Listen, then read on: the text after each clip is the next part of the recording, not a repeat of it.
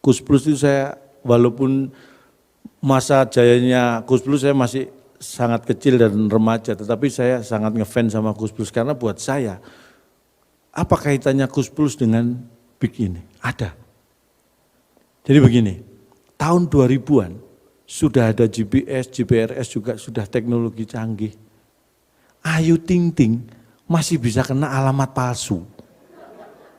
Masih bingung kemana. Padahal GPS, GPRS sudah ada Bu ya. Masih bingung loh Ayu Ting Ting. Tapi Kus Plus tahun 70-an belum ada GPS, belum ada teknologi GPS, belum ada. Tapi sudah yakin mengatakan,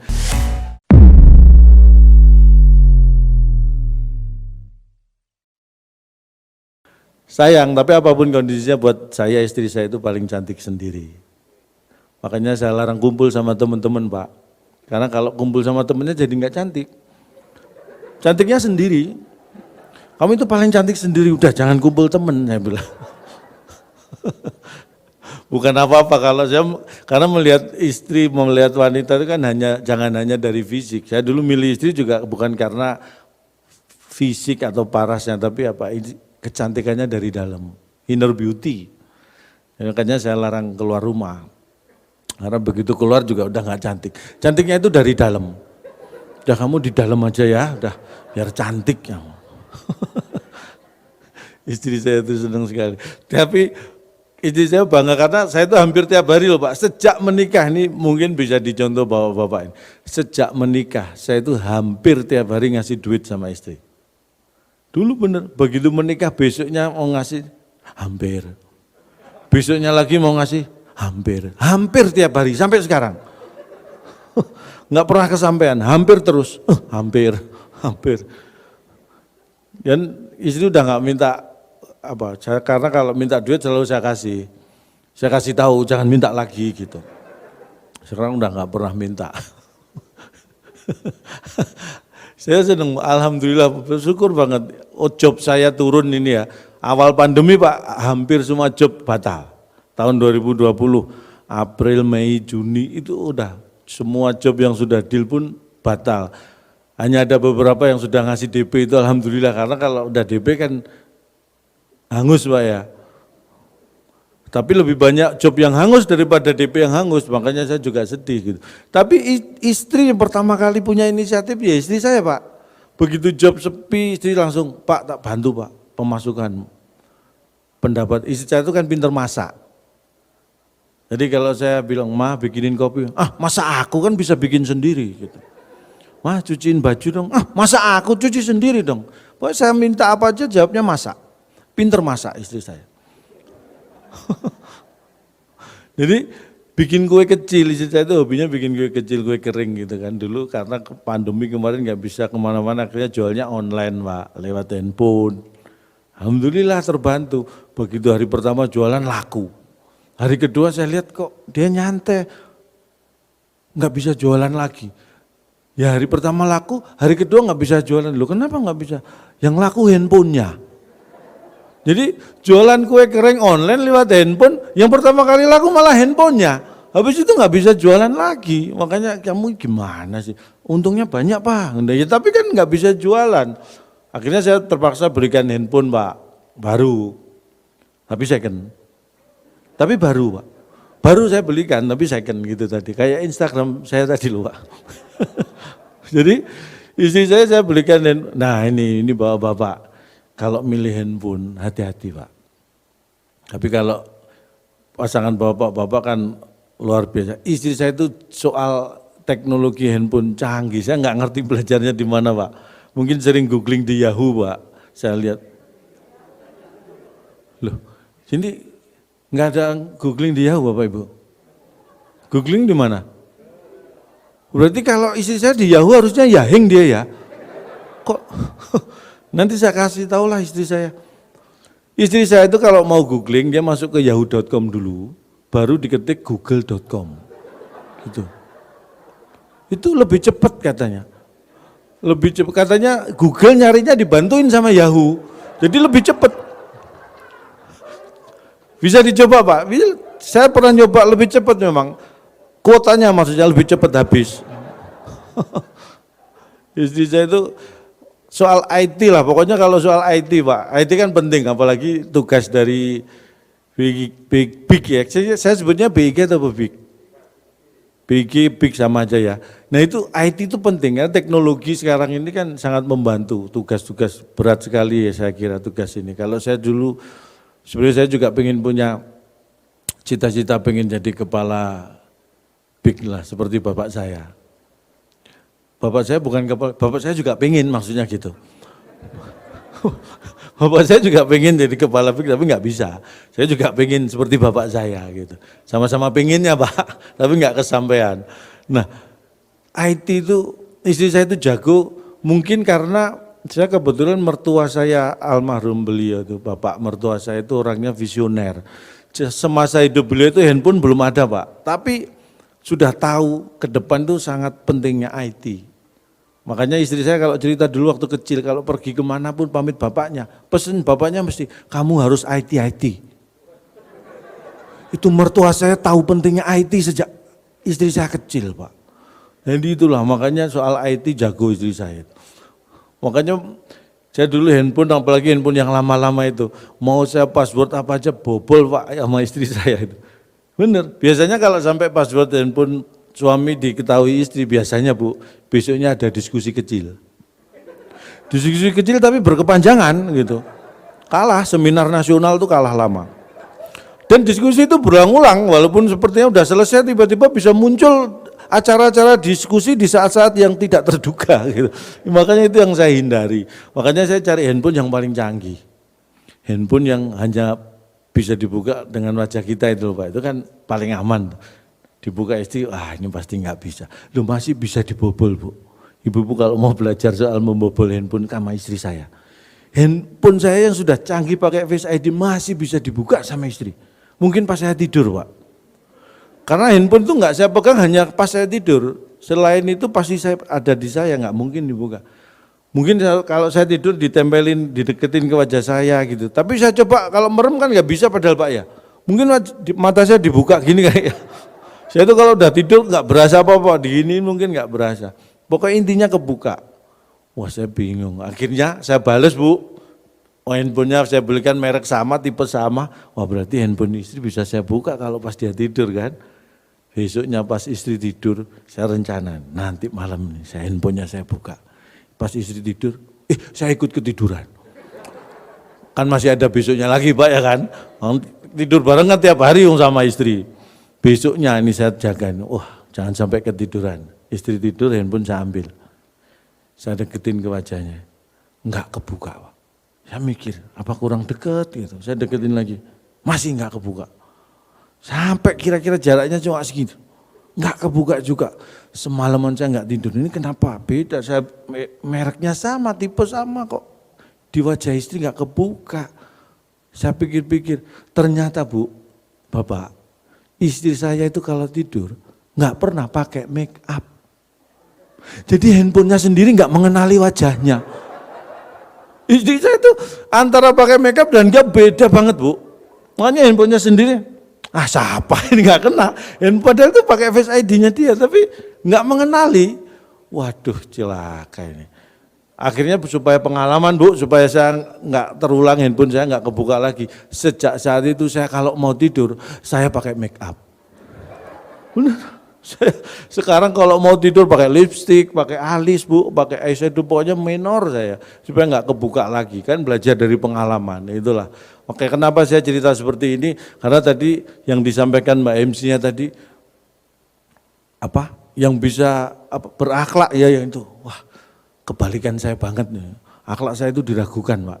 Tapi ya sebenarnya yang meragukan hanya istri saya, yang lain sih enggak. Tapi kan itu penting Pak ya. Itu bukan berarti saya istri menurut saya atau saya menurut istri, enggak. Ini kerjasama. Apapun kondisinya, keluarga yang bahagia itu bisa menciptakan suasana kerja yang bahagia.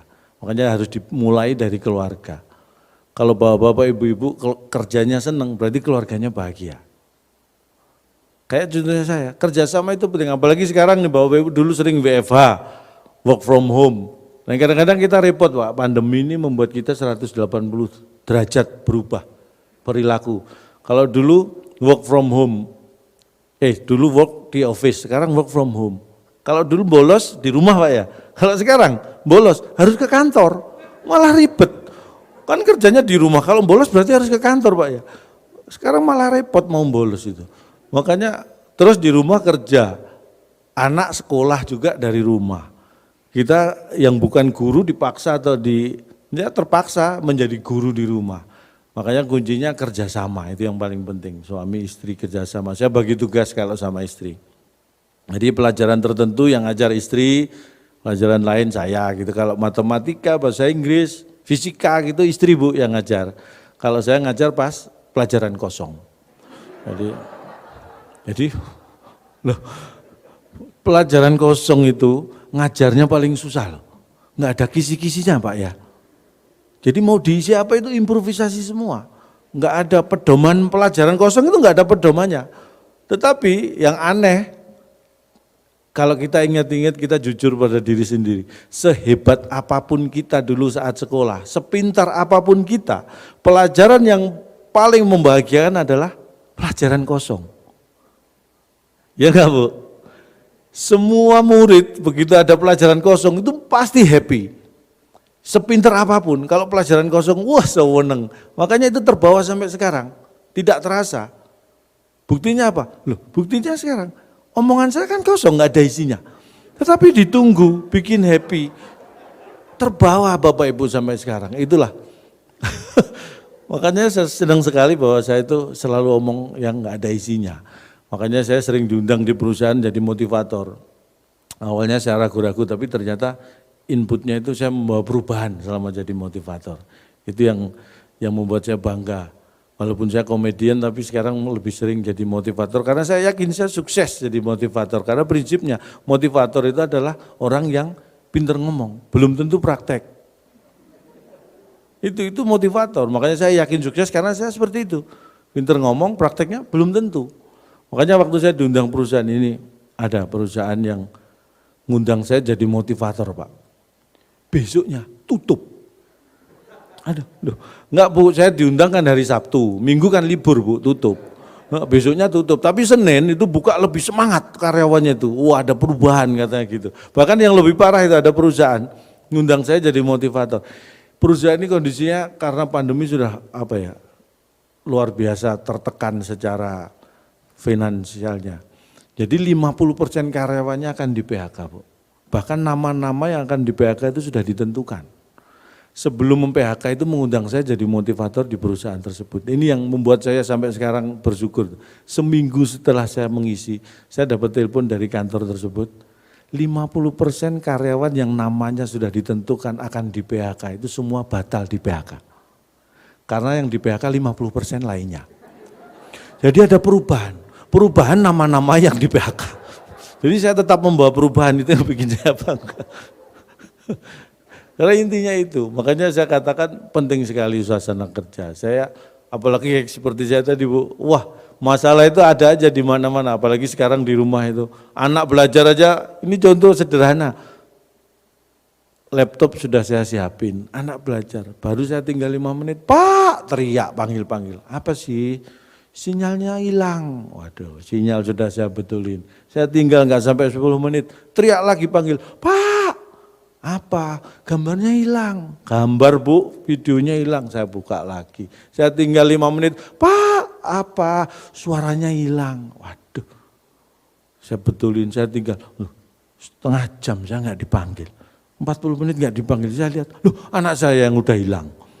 Wah udah pergi, pantesan enggak. Ya itulah kadang-kadang kita itu terlalu menyerahkan anak kepada sekolah, kadang-kadang tugas kita sendiri kita lalai. Bahwa anak itu tetap tanggung jawab kita yang utama. Itulah insan-insan yang berakhlak. Tepuk tangan buat saya. Dan pentingnya ya tugas dari BIG ini atau BIG ini menurut saya luar biasa. Satu peta, satu data menuju Indonesia emas. Ini adalah tugas yang tidak mudah menurut saya dan ini sangat ditunggu-tunggu oleh seluruh, bukan hanya rakyat Indonesia tetapi seluruh kementerian, seluruh lembaga di Indonesia ini kalau maju butuh data dari Bapak Ibu sekalian, makanya ini bukan tugas yang ringan. Saya kalau diminta membantu saya siap. Saya siap. Ini era digital, Pak. Saya hadir di sini juga. Ya walaupun pelawak, saya tekan digital itu penting. Kenapa saya bisa hadir di sini? Karena manajemen sudah deal digitnya dengan BUG. Digit itu penting. Karena digital. Bukan berarti saya uang enggak. Saya berprinsip seperti orang barat lah. Uang itu bukan segalanya. Money is not everything. Karena uang itu money, segalanya everything. Jadi uang bukan segalanya. Karena uang itu money, segalanya everything.